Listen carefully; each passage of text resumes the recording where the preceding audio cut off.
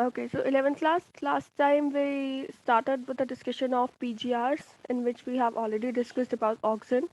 हमने ऑक्सिन के बारे में स्टडी कर लिया था कि व्हाट डज इट डू, अलग अलग क्या क्या इसके फंक्शंस हैं, राइट, और क्या इसमें मेजर जो केमिकल्स हमारा कंपाउंड था वो इंडोल था, राइट.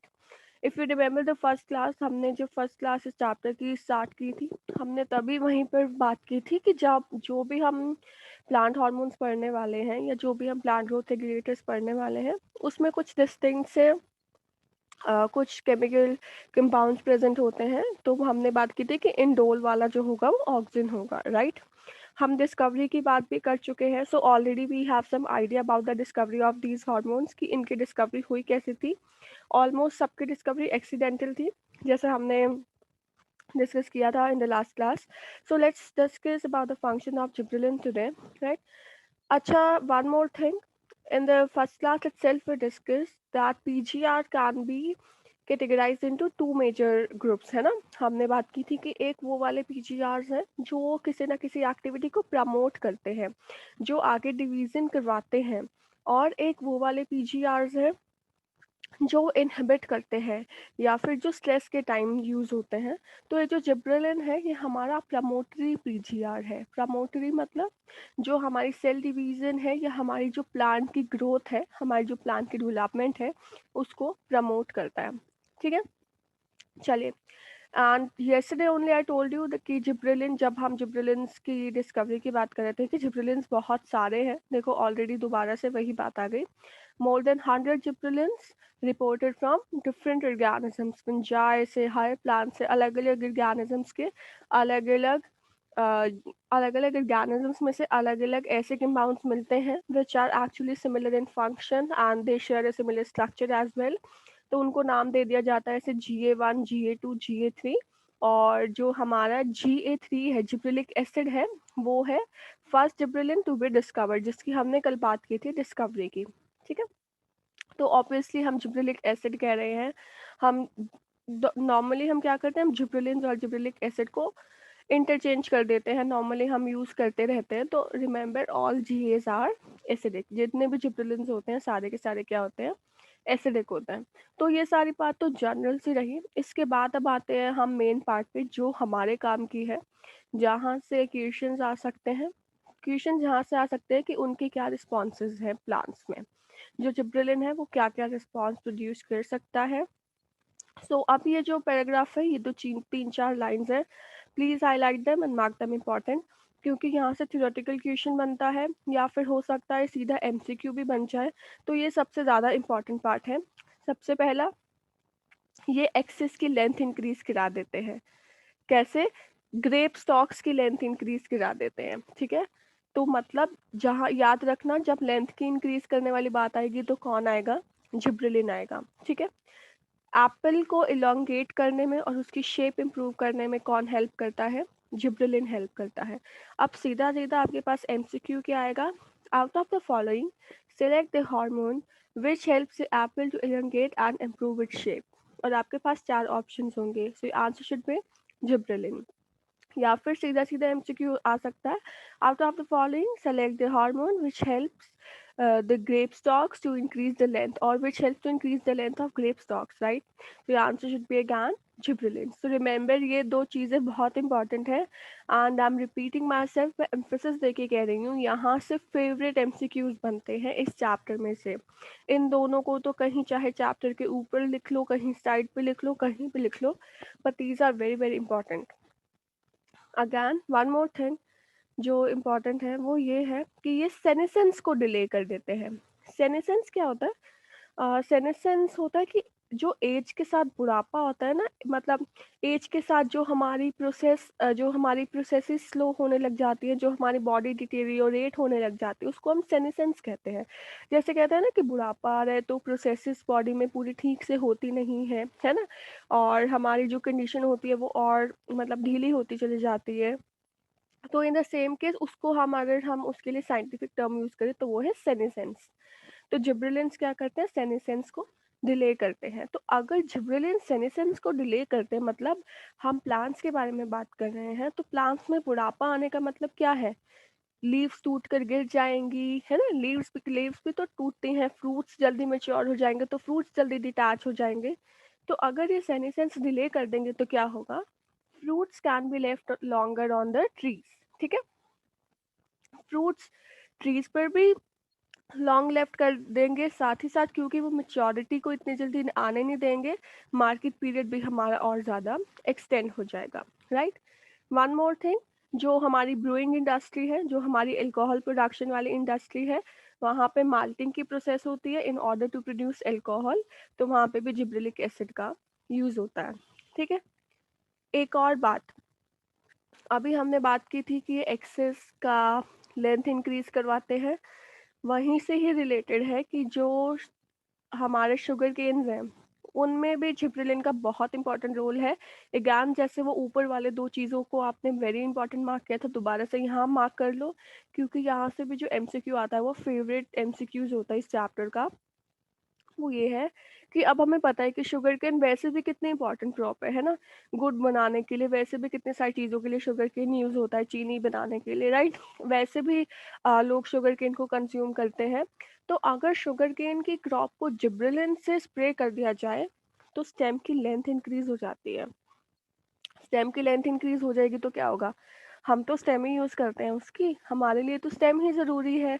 तो यील्ड बढ़ जाती है और फ़ायदा किसको हो जाता है, हमें, राइट। चलिए, उसके बाद अगर यही जो जीएस है, यही जो जिब्रेलिक एसिड है, अगर यही जिब्रेलिक एसिड कॉनिफर्स पे, जुवेनाइल कॉनिफर्स पे स्प्रे कर दिए जाए। जुवेनाइल का मतलब क्या होता है, आई होप यू नो कि जुवेनाइल का मतलब क्या होता है। जुवेनाइल क्या होता है, जो मेच्योरिटी से पहले वाली स्टेज होती है ना, या फिर यंग पीपल जो होते हैं, ठीक है। मतलब जो मेच्योरिटी से पहले वाली स्टेज होती है उसको हम जुवेनाइल बोल देते हैं। और कॉनिफर्स क्या होते हैं, कॉनिफर्स वो ट्रीज होते हैं या कॉनिफर्स वो प्लांट्स होते हैं जो हमें हिली एरियाज पे मिलते हैं। जिम्नोस्पर्म्स यूजुअली जो होते हैं वो कॉनिफर्स होते हैं, ठीक है। तो अगर जुवेनाइल जिम्नोस्पर्म्स पे जीए स्प्रे कर दिए जाएं, जिब्रेलिक एसिड स्प्रे कर दिए जाए, तो वहाँ पे ये मेच्योरिटी पीरियड को फास्ट कर देते हैं।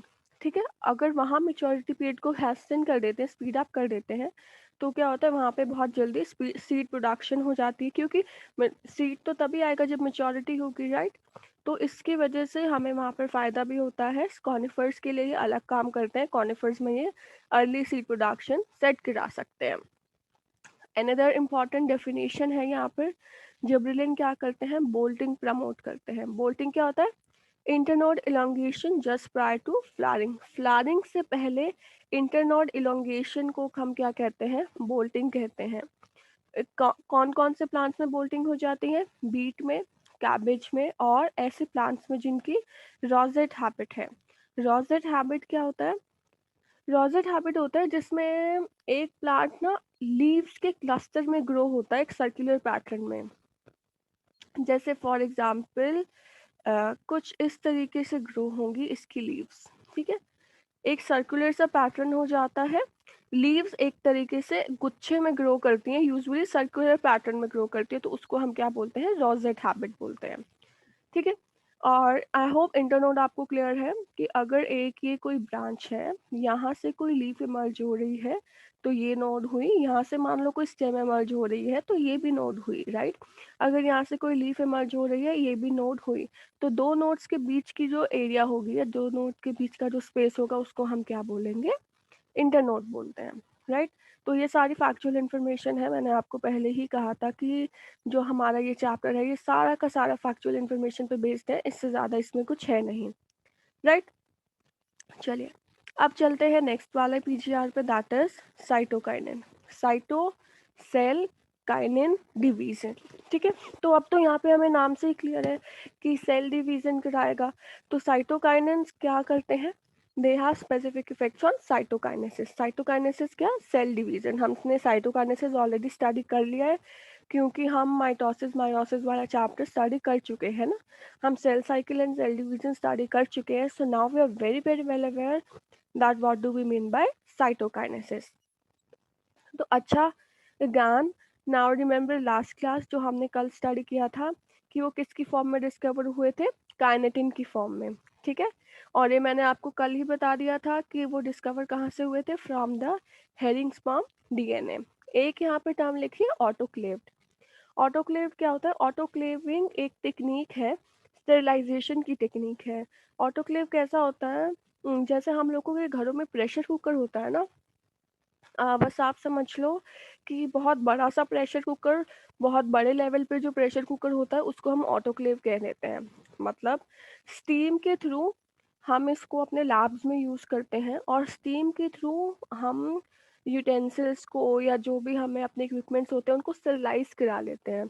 जब भी कोई अगर माइक्रो ऑर्गेनिजम्स के साथ काम करना होता है या बहुत माइक्रो लेवल पे काम करना होता है, तो हमें स्टेराइल टेक्निक्स चाहिए होती हैं। मतलब वहाँ पे कंटामिनेशन नहीं हो किसी भी टाइप का, तो इसलिए हम ऑटोक्लेविंग यूज़ करते हैं। सेम ऐसा ही लगता है कि जैसे बड़ा सा सिलेंड्रिकल सा कुकर रखा हो, और जब आप उसको ऑन करते हो तो उसमें से स्टीम भी वैसे ही आती है। तो ऑटोक्लेविंग स्टेरिलाइजेशन का एक तरीका है। और हेरिंग क्या था? हेरिंग फिश का नाम था, राइट? मैंने आपको कल भी बताया था। तो फिश, हेरिंग फिश के स्पर्म के डीएनए से सबसे पहले जो कार्निटिन था वो डिस्कवर हुआ था, ठीक है। लेकिन हमें वहाँ पे सिर्फ इतना ही पता चला था कि जो कार्निटिन है उसके पास कुछ सेल डिवीजन को प्रमोट करने की एक्टिविटी है ना। कार्निटिन प्लांट्स में नेचुरली अकर नहीं करता, बट फिर उन्होंने, जब हमारे साइंटिस्ट थे जो लगातार इस पर वर्क कर रहे थे, फिर उन्होंने देखा कि प्लांट्स में कुछ ऐसे सब्सटेंसेस हैं जिनके पास काइनेटिन की जैसी एक्टिविटीज़ है, मतलब साइटोकाइनिन लाइक एक्टिविटीज़ है जो सेल डिवीजन को प्रमोट कराती हैं। तो वहाँ से जो सबसे पहले मैंने आपको ये कल भी बताया था कि जिएटिन के फॉर्म में सबसे पहला साइटोकाइनिन आइसोलेट हुआ था फ्रॉम प्लांट्स, ठीक है। तो जो सबसे पहला प्लांट्स में से आइसोलेट हुआ था साइटोकाइनिन लाइक एक्टिविटी वाला सब्सटेंस, उसका नाम है जिएटिन। कहाँ से हुआ था? From corn kernels and coconut milk. Remember when we were discussing about the discovery of cytokinin, हम जब कल बात करें तो हमने कहा था, हम कह रहे थे कि साइंटिस्ट ने ये ऑब्जर्व किया था कि अगर हमें टबैको स्टेम से कैलस लेना है, हमें अगर टबैको स्टेम से कैलस ऑब्टेन करना है, तो इन चारों में से अगर कुछ डालते हैं तो कैलस मिल जाता है। तो उससे ये पता चला था कि ये जो चारों सब्सटेंस हम डाल रहे थे, जिसमें कल हमारा डीएनए था और कोकोनट मिल्क था, रिमेंबर जो हमने कल बात की थी, तो हमें ये पता चला था कि इनमें कुछ ऐसी चीज़ है जो सेल डिवीजन को प्रमोट कराती है ना। तो एक्चुअली क्या था? जिएटिन था। अब यहाँ पे आपको घुमाने के लिए, आपको कंफ्यूज करने के लिए क्वेश्चन क्या आएगा? पहला साइटोकाइनिन कौन सा था, ठीक है। अगर स्पेसिफिकली नहीं दिया कि प्लांट्स में, तो आपका आंसर काइनेटिन होगा। लेकिन अगर प्लांट्स की पूछा गया है, स्पेसिफिकली दे दिया गया है, तो जिएटिन होगा, ठीक है। या फिर ध्यान से देखना कि क्वेश्चन में क्या पूछा है, साइटोकाइनिन लाइक एक्टिविटी पूछी है या क्या पूछा है। तो क्वेश्चन को ध्यान से पढ़ना, याद रखना कि काइनेटिन प्लांट्स में नहीं होता। तो क्वेश्चन पढ़ना पहले कि प्लांट्स का पूछा है, एनिमल्स का पूछा है, क्या पूछा है, उसके बाद अपना आंसर देना, ठीक है। उसके बाद जिएटिन के बाद बहुत सारे हमें नेचुरली अकरिंग साइटोकाइनेंस मिल गए। कुछ सिंथेटिक कंपाउंड्स भी हमने बना लिए जो सेल डिवीजन को प्रमोट कराते हैं, राइट। अगर हम नेचुरल साइटोकाइनेंस की बात करें जो नेचुरली अकर करते हैं, तो ये तो बहुत ही ज़्यादा ऑब्वियस है कि जो नेचुरल साइटोकाइनेंस होंगे वो ऐसे रीजन्स में मिलेंगे जहाँ पे रैपिड सेल डिवीजन होती रहती है ना। अब आप खुद सोचो कि ऐसी कौन से पोर्शंस है, ऐसे कौन से एरियाज है जहाँ पे लगातार रैपिड सेल डिवीजन होती है। रूट एपिसिस, रूट टिप, क्यों? रूट ने तो हमेशा नीचे लगातार ग्रो करते ही रहना है ना। उसने तो आगे अपना जो अ, जमीन है, अंडरग्राउंड है, उसने तो आगे मूव करना ही है। Developing shoot birds, very obvious, shoot जो है वो हमेशा आगे बढ़ती ही रहेगी। यंग फ्रूट्स, वहाँ पे भी जो रैपिड सेल डिवीजन है वो होती ही रहेगी। तो यहाँ सब क्या होगा? हमें साइटोकाइनेंस हमें मिलेंगे, ठीक है। चलिए, इसके बाद कुछ फंक्शंस आ रहे हैं, वो तो देखो। Produce new leaves, chloroplast in leaves, lateral shoot growth and adventitious shoot formation. ये सब इनके फंक्शंस हैं। अब इनको थोड़ा सा देख लो। देखो यहाँ सब में क्लोरो, नई लीव्स बनाना या लीव्स में क्लोरोप्लास्ट बनाना, एक्चुअली फंक्शन क्या हो रहा है? सेल डिवीजन हो रही है। सेल डिवीजन हो रही है तो क्या होगा? साइटोकाइनिन होगा। उसके बाद होता है lateral shoot growth. Lateral shoot growth का मतलब, लेटरल का मतलब क्या होता है, साइडवेज, ठीक है। तो शूट क्या होती है, यूजुअली प्लांट से ऊपर की तरफ ग्रो करती है, बट अगर मैं लेटरल शूट की बात करूँ तो लेटरल शूट को हम कुछ इस तरीके से दिखा सकते हैं। देखो क्या होता है, मान लो ये हमारा ग्राउंड है, ठीक है, हमने कुछ कोई एक सीड लगाया था यहाँ पर। तो सीड में से जब जर्मिनेशन होगी तो ऊपर शूट उग जाएगी और नीचे क्या हो जाएगी, रूट उग जाएगी, ठीक है। बट जो साइडवेज निकल जाती हैं उनको हम क्या बोल देते हैं, लेटरल शूट्स बोल देते हैं, ठीक है। जैसे यहाँ से कुछ मान लो लेटरल, यहाँ साइड पे कुछ लेटरल और एक्सिलरी बड निकलेगा और हो सकता है यहाँ से एक और शूट इमर्ज हो जाए, तो उसको हम क्या बोल देंगे, लेटरल शूट या फिर लेटरल बड। तो लेटरल शूट ग्रोथ में भी हेल्प करते हैं, या फिर एडवेंटिशियस शूट फॉर्मेशन। अच्छा, अब यहाँ पे आपको एडवेंटिशियस का मतलब समझना पड़ेगा कि एडवेंटिशियस क्या होता है। एडवेंटिशियस ये एक्चुअली टर्म आपकी तभी आ जानी चाहिए थी जब आपको मॉर्फोलॉजी चैप्टर पढ़ना था, बट हमें थोड़ा सा मुश्किल हुई है क्योंकि बहुत सारा सिलेबस डिडक्ट हो गया, तो कुछ बेसिक टर्म्स आपके सिलेबस में से कट गई हैं। देखो, जब भी टर्म आ रही है ना एडवेंटिशियस, चाहे वो रूट के बारे में आए चाहे शूट के बारे में आए, ठीक है, यहाँ पे अभी समझ लो तो फिर उम्मीद है अगर कभी एमसीक्यू आएगा तो वो क्लियर आ जाएगा। अगर मैं एडवेंटिशियस शूट्स की बात करूं तो एडवेंटिशियस शूट्स वो होते हैं, देखो चाहे हम शूट की बात करें, पहले एडवेंटिशियस समझ लो फिर शूट पे आ जाएंगे। एडवेंटिशियस की जो होती है ना उसको आप समझ लो एक्स्ट्रा। एक्स्ट्रा, अगर मान लो मैंने आपको कुछ काम कहा है कि आप मेरे लिए ये सामान ला देना अपने घर से, ठीक है, आप कहोगे कि मैम हमारे पास तो हमारे घर पे एक ही है तो हम नहीं ला के दे सकते। मैंने कहा कोई बात नहीं, मैनेज कर लेना, कहीं और से पड़ोस से ले आना। फिर आप कहोगे कि मैम पड़ोस में ना वो सामान असली नहीं है, कॉपी है उसकी। मैंने कहा चलो कोई बात नहीं, ले आना। तो वो हो गया एडवेंटिशियस। मतलब अगर मेरा कोई सीड है ना, तो क्या होता है, एक सीड जब जर्मिनेट करता है तो वहां पे रेडिकल होता है और एक प्लिम्यूल होता है, ठीक है। प्लिम्यूल और रेडिकल आपने शायद 10th क्लास में भी पढ़े होंगे, थोड़ा सा आपको आइडिया होगा। ये जो प्लिम्यूल और रेडिकल है ना, यहाँ से शूट और रूट राइज होती है। प्लिम्यूल से शूट राइज होती है, रेडिकल से रूट राइज होती है, ठीक है। तो क्या होता है, इनका तो मेन काम है रूट और शूट को जर्मिनेट करना, बट अगर इनको छोड़कर, इन स्पेसिफिक पॉइंट्स को छोड़कर, इन स्पेसिफिक स्ट्रक्चर्स को छोड़कर कहीं और से रूट अराइज हो जाए या कहीं और से शूट अराइज हो जाए तो हम उसको क्या बोलते हैं, एडवेंटिशियस रूट या फिर एडवेंटिशियस शूट, ठीक है। मतलब ओरिजिनल स्ट्रक्चर को छोड़कर जहाँ से उसने अराइज होना है, अगर उसको छोड़कर कहीं और से वो स्ट्रक्चर अराइज होता है तो हम उसको क्या बोलते हैं, एडवेंटिशियस स्ट्रक्चर बोलते हैं। जब आप मॉर्फोलॉजी का चैप्टर अगर आप कंप्लीट करते, अगर आप हम वहाँ पर पढ़ते, तो हम वहाँ पर एडवेंटिशियस रूट्स का बहुत सारा पढ़ते हैं। जैसे बनियन ट्री की रूट्स जो होती हैं वो हम एडवेंटिशियस रूट्स में आते हैं। अगर आपने कोई बहुत पुराना बनियन ट्री देखा होगा तो आपने देखा होगा कि उनके ऊपर से इतनी बड़ी बड़ी मोटी मोटी रूट्स निकलती हैं और वो पिलर लाइक रूट्स होती हैं जो उसको इतना ज़्यादा सपोर्ट देती हैं, और वो ऐसे लगता है जैसे वो उसकी स्टेम नीचे की तरफ गिर रही है।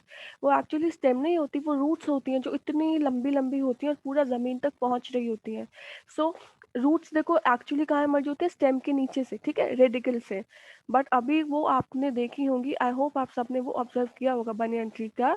सो that is example of adventitious root, ठीक है।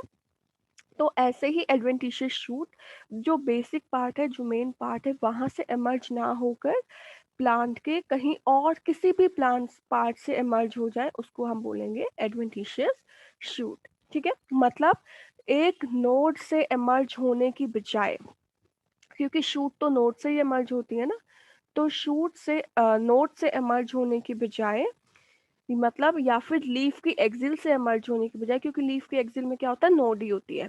तो लीफ की एक्सिल से इमर्ज होने की बजाय या नोड से इमर्ज होने की बजाय और कहीं से अगर शूट बनती है तो उसको हम क्या बोलते हैं, एडवेंटिशियस शूट, ठीक है। अच्छा, साइटोकाइनेंस क्या करते हैं, सेल डिवीजन प्रमोट कराते हैं, बहुत जल्दी जल्दी सेल डिवीजन कराते हैं। So they help overcome the apical dominance. Apical dominance हमने कल की क्लास में डिस्कस कर लिया था कि क्या होता है, कि जो ऊपर हमेशा एक प्लांट होता है वो ऊपर जो उसकी एक शूट होती है वो लगातार ग्रो करती रहती है और वो लेटरल जो बड्स होते हैं उनको ग्रो नहीं करने देता। मतलब जो ऊपर वाला पार्ट होता है, जो ऊपर वाली एक शूट होती है, वो लेटरल ग्रोथ को खत्म कर देती है ना। जिसमें हमने कहा था कि इसका एक ही तरीका है, अगर हमें एपिकल डोमिनेंस को खत्म करना है तो हम डीकैपिटेशन कर देंगे। डीकैपिटेशन हमने क्या डिस्कस किया था, डी रिमूवल कैपिटेशन हेड। तो हम हेड की रिमूवल कर देंगे तो क्या होगा, ऑक्सिन वाली एक्टिविटी ऊपर से खत्म हो जाएगी तो लेटरल ग्रोथ ज़्यादा होगी। लेटरल ग्रोथ का फायदा क्या था, हेज मेकिंग, जहाँ पे हमें बाउंड्रीज बनानी है प्लांट्स की या फिर टी प्लांटेशंस में, जहाँ पे हमें ज़्यादा लंबे प्लांट्स नहीं चाहिए बट फैले हुए प्लांट्स चाहिए। So cytokinins also help to overcome the apical dominance. ठीक है, साथ ही साथ वो न्यूट्रिएंट मोबिलाइजेशन करा देते हैं। प्लांट्स में जो अलग अलग टाइप के न्यूट्रिएंट्स प्रेजेंट होते हैं तो वो उन न्यूट्रिएंट्स को मोबिलाइज करा देते हैं। उनकी मोबिलाइजेशन क्या होता है, movement from one place to another place.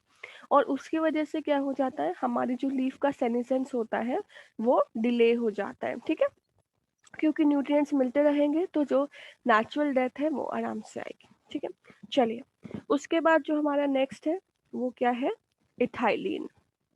Ethylene, remember in the first class में डिस्कस किए गैसेस पीजीआर है ना, कि ये जो प्लांट ग्रोथ रेगुलेटर है ये गैस वाला है। तो हमने ये दोबारा से ज्ञान, first line that is gases PGR. और कल हमने जब बात कर रहे थे तो हमने कहा था कि ये तो एज हम जिस जब इसकी डिस्कवरी की बात की थी तो कि हमने ये स्टडी किया था कि राइप मैंगो से कुछ रिलीज होता है, राइप ऑरेंजेस से कुछ रिलीज होता है।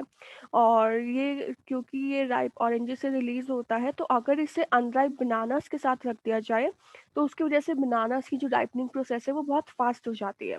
राइट, हमने कल इसके बारे में डिस्कस किया था जब हम इसके डिस्कवरी की बात कर रहे थे। तो अज्ञान ये सारी की सारी वही बात दोबारा रिपीट हो रही है कि क्या है, ऐसे टिश्यूज जो सेनिसेंस की तरफ जा रहे हैं, ऐसे टिश्यूज में ये इथाइलिन बहुत ज़्यादा सिंथेसाइज होता है। रिमेंबर, अब कहाँ से आप इसको रिलेट करोगे, राइपेंड ऑरेंजेस से, क्योंकि अब ऑरेंज जो पक चुके हैं, जो राइप हो चुके हैं, वो तो अब अपनी आगे मेच्योरिटी की तरफ जा रहे हैं ना, ऑलरेडी वो इतने ज़्यादा मेच्योर हैं। अगर उन्हें कुछ टाइम तक कंज्यूम नहीं किया गया तो वो क्या हो जाएंगे, खराब हो जाएंगे, है ना, खत्म हो जाएंगे वो, तो उनकी सेनेसेंस हो जाएगी। तो ऐसे टिश्यूज जो बिल्कुल मेच्योर हो चुके हैं या फिर राइपनिंग जो फ्रूट्स होते हैं उनमें से क्या रिलीज होता है, इथाइलिन। ठीक है, अगर इथाइलिन प्रोड्यूस होता है तो सीडलिंग्स की हॉरिजॉन्टल ग्रोथ होती है, एक्सेस स्वेल हो जाती है, साथ ही साथ क्या होता है, apical hook formation in dicot seedlings. Apical hook formation, apical कहाँ से वर्ड आ रहा है, एपेक्स से, टिप से, टिप की टिप पे hook formation in dicot seedlings. अब क्वेश्चन आता है ये क्या है, एपिकल हुक फॉर्मेशन क्या है। देखो क्या होता है, डार्कनेस जब बहुत ज़्यादा होती है उसमें क्या होता है, डाइकॉट सीडलिंग से जर्मिनेशन हो रही है ना, तो वो एपिकल हुक बनाते हैं।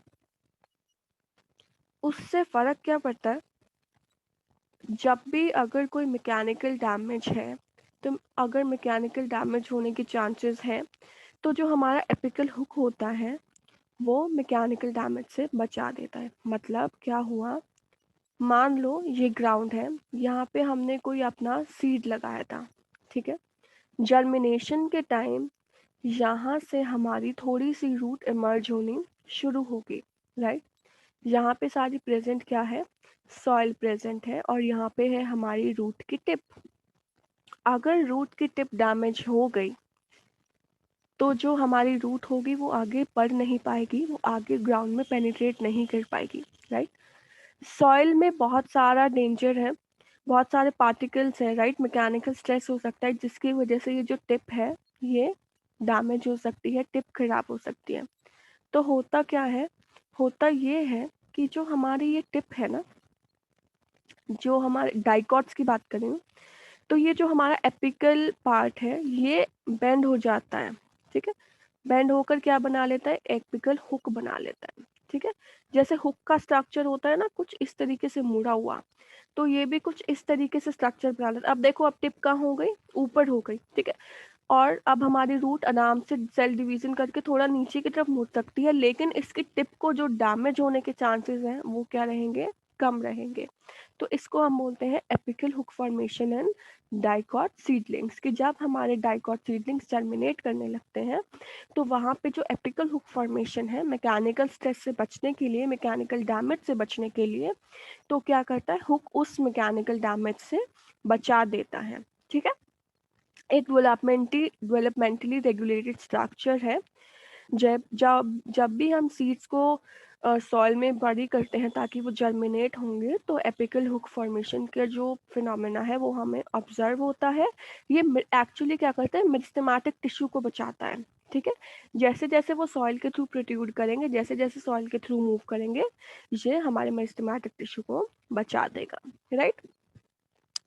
सेनेसेंस को प्रमोट करता है, एब्सिशन को प्रमोट करता है। अब ये सारे टर्म्स हम ऑलरेडी डिस्कस कर चुके हैं।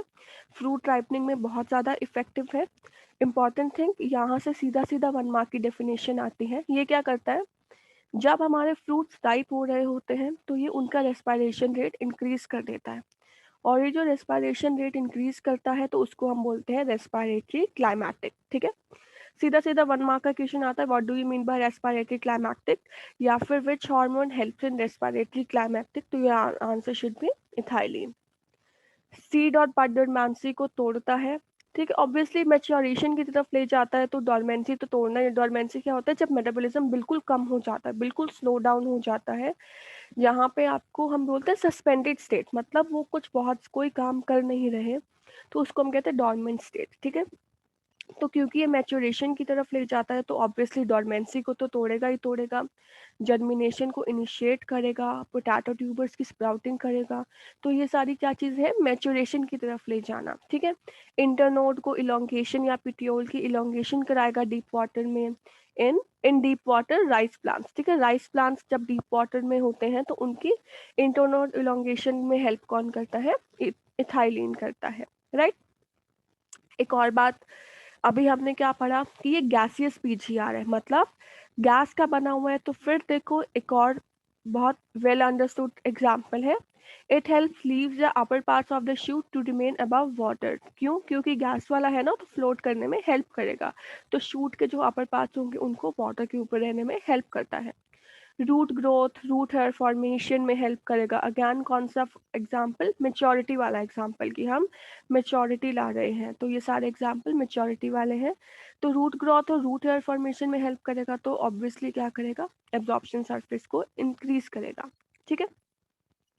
फ्लावरिंग इनिशिएट करेगा, फ्रूट सेट करवाएगा। तो इसका मतलब ये है कि जो इथाइलिन है बहुत सारी प्रोसेसेस में इन्वॉल्व है, मोस्ट वाइडली यूज्ड पीजीआर है, ठीक है। अब क्या है, हमने तो सिंथेटिक कंपाउंड्स भी ऐसे बना लिए, क्योंकि जो ह्यूमंस हैं वो तो ऑलरेडी इतने ज़्यादा इंटेलिजेंट हैं कि थोड़ा सा कुछ फ़ायदा कहीं से पता चलता है वो उससे और ज़्यादा बहुत मतलब ऐसे कुछ प्रोडक्ट्स बना लेते हैं कि हमें उससे बहुत ज़्यादा फ़ायदा हो जाए। तो हमने एक कंपाउंड बनाया है जिसका नाम है एथेफॉन। एथेफॉन एक सिंथेटिक कंपाउंड है। अगर इसको एक्विस सॉल्यूशन में, अगर इसको प्लांट्स पे प्रोवाइड किया जाए, तो जैसे ही एथेफॉन एक्विस सॉल्यूशन में मिलता है, पानी के साथ मिलता है, फटाफट से ये एब्जॉर्ब हो जाता है प्लांट्स में। जब प्लांट में ट्रांसपोर्ट होता है तो धीरे धीरे ये इथाइलिन रिलीज करता है, इट रिलीजेस इथाइलिन स्लोली, ठीक है। एथेफॉन क्या करता है, इथाइलिन रिलीज करेगा। इथाइलिन क्या करता है, मेच्योरिटी लाता है। तो टमाटोज में फ्रूट राइपनिंग के लिए, एप्पल्स में फ्रूट राइपनिंग के लिए, और एब्सिशन को एसिलरेट करने के लिए, ठीक है। फ्लावर्स और फ्रूट्स में एब्सिशन को एसिलरेट करने के लिए भी कौन हेल्प करता है, इथाइलिन हेल्प करता है। एब्सिशन मैंने आपको क्या कहा था, नेचुरल डिटैचमेंट जो होती है प्लांट के पार्ट्स की, उसको हम क्या बोलते हैं, एब्सिशन, ठीक है। वॉलनट की थिनिंग है, चेरी की थिनिंग है, या फिर कॉटन की थिनिंग है, तो उसमें कौन सा हेल्प करता है, हमारा इथाइलिन हेल्प करता है। और कंपाउंड क्या है, एथेफॉन, जो एक सिंथेटिक कंपाउंड है, राइट। क्यूकम्बर्स में अगर फीमेल फ्लावर्स को प्रमोट करना हो तो भी हमारा मैच्योर मतलब मैच्योरेशन की तरफ ले जाना है, तो काम कौन करेगा, इथाइलिन करेगा। लास्ट इज एब्सिसिक एसिड, इसको हमने क्या कहा था, स्ट्रेस हार्मोन है, मतलब स्ट्रेस के टाइम काम करता है। एब्सिशन और डोरमेंसी को रेगुलेट करता है, लेकिन इसके और भी बहुत सारे इफेक्ट्स हैं।